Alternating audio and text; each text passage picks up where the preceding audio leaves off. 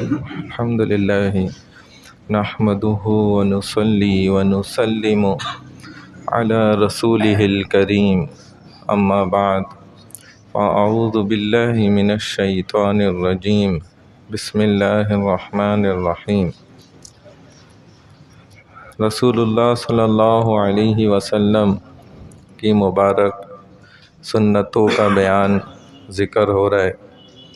آپ صلی اللہ علیہ وسلم کے ہاتھوں کی سنتیں بے تحاشا، آپ کے ہاتھوں سے تو ہدایت کے نور پھوٹے ہیں، اور آپ نے جو بھی طریقہ اور عمل ہمیں کر کے دکھایا اسی کے اندر 100% کامیابی ہے، اس کے علاوہ غیروں کے طریقے میں 100% ناکامی ہے۔ تو نبی کریم صلی اللہ علیہ وسلم نے ہر اچھا کام سیدھے ہاتھ سے کیا، حتیٰ کہ کسی کو کوئی چیز دیتے بھی تھے تو وہ سیدھے ہاتھ کا استعمال فرماتے تھے، اور اگر کوئی کراہت والا کام ہے تو اس کے لیے آپ نے الٹا ہاتھ استعمال کیا۔ مسجد میں جب داخل ہوتے تھے تو سیدھے پیر سے، اور نکلتے تھے الٹے پیر کے ساتھ۔ گھر میں داخل ہوتے تو ظاہر گھر ایک اچھا مقام ہے تو سیدھے پیر کے ساتھ، بازار میں الٹے پیر کے ساتھ، بیت الخلاء میں الٹے پیر کے ساتھ، ناخن کاٹنا شروع کرتے سیدھے ہاتھ سے، میں نے پورا طریقہ بتایا تھا، اسی طرح پیروں کا سیدھے ہاتھ سے۔ تو کسی شخص نے ایسے تان کرنے کے لیے نہ کہا کہ ارے اس سے کیا ہوتا ہے، رسول کی سنت سے نعوذ باللہ، اور اس نے اچھا کام جو ہے اس ضد کے اندر تان کی وجہ سے الٹے ہاتھ سے کیا، تو کہتے ہیں پھر اللہ نے اس کے ہاتھوں پہ نا وائرس ڈال دیا، اس کے ہاتھ سڑنے لگ گئے، زخم پھوڑے نکلے، وہ پھٹے، زخم لگ گیا۔ اب طبیب نے کہا بھئی یہ تو چند انگلیاں جس پہ پھوڑے لگے پھٹے، وہ کہا یہ تو زہر ہے، تمہارا ہاتھ کاٹنا پڑے گا، اس سے پہلے یہ انگلیاں کٹواؤ۔ اس نے جلدی سے انگلیاں کٹوائیں، چند انگلیاں، پھر وہ اس کو پٹی کر دیا۔ چند دن بعد جب دیکھا تو وہ تو اور تازہ ہو گیا اور آگے بڑھ گیا۔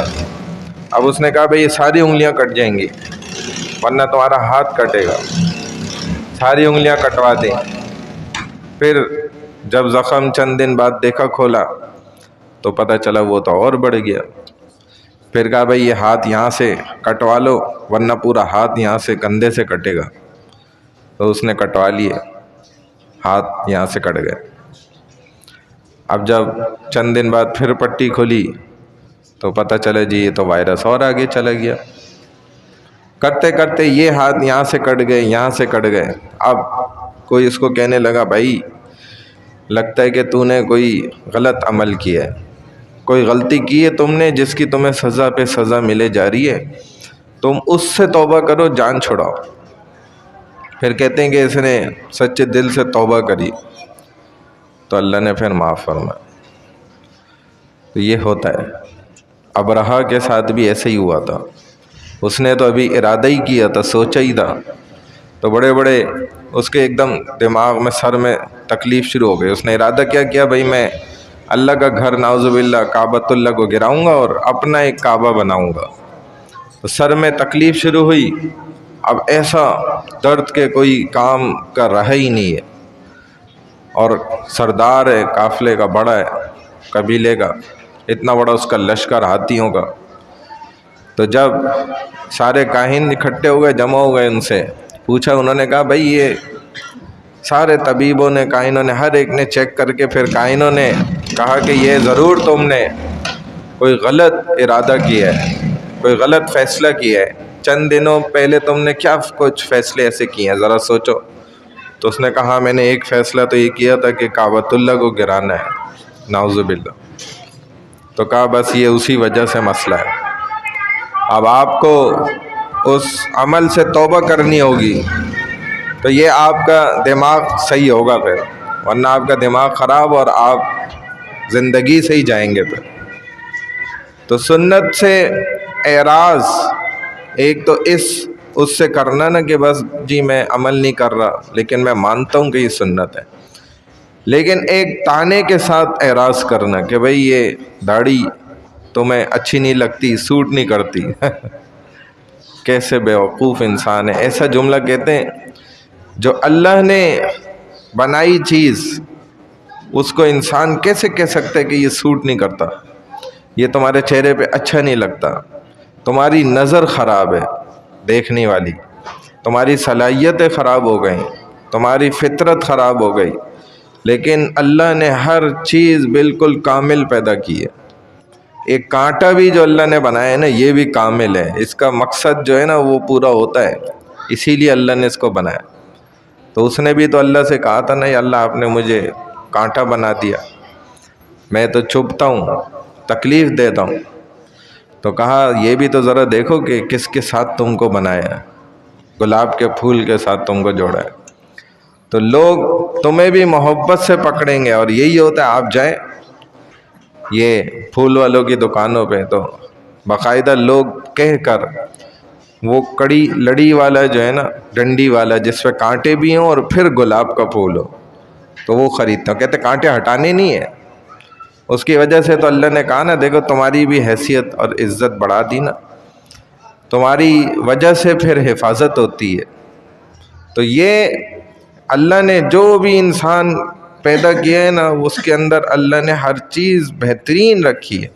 لقد خلقنا الانسان فی احسن تقویم، یہ چاند ہم سے زیادہ خوبصورت نہیں ہے، یا اور تارے یا یہ کائنات، سب سے خوبصورت اللہ خود کہہ رہے ہیں کہ میں نے انسان بنایا۔ تو اب انسان وہ جو فطرت پر ہے، یہ جو داڑھی ہے یہ سارے نبیوں نے، سارے صحابہ نے، پوری جماعت ہماری جو گزری ہے نا سب نے داڑھی رکھی۔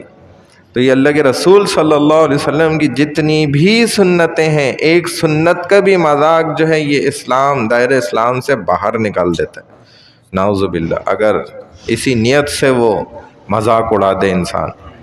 اللہ ہماری حفاظت فرمائے۔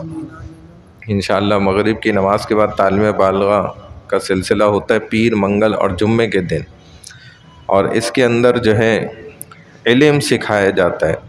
جو حضرات اپنا قرآن ٹھیک کرنا چاہتے ہیں، تجوید صحیح کرنا چاہتے ہیں، اسی طرح مخارج ٹھیک کرنا چاہتے ہیں، اور عربی زبان قرآن میں اللہ کیا بتلا رہے ہیں اس کے معنی کو سمجھنا، اور قصص کا پتہ چلنا کہ کیا واقعہ چل رہا ہے، عربی سکھاتے ہیں۔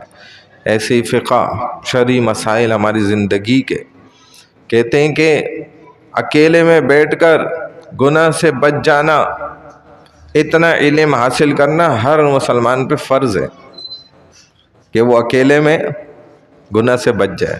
آپ خود فیصلہ کر لیں، کیا ہم تنہائی میں اتنا علم ہمارے پاس ہے کہ ہم شیطان کو مات دے سکیں، اور اکیلے میں سارے اسباب ہونے کے باوجود ہم گناہ سے بچ جائیں؟ اگر اتنا علم آپ نے سیکھ لیا ہے جو کہ فرض ہے تو آپ کو مبارک ہو بہت بہت، اور یہ تو ہر انسان کو پتہ ہے اپنا کہ اس کا کیا حالت ہے، کیا عالم ہے۔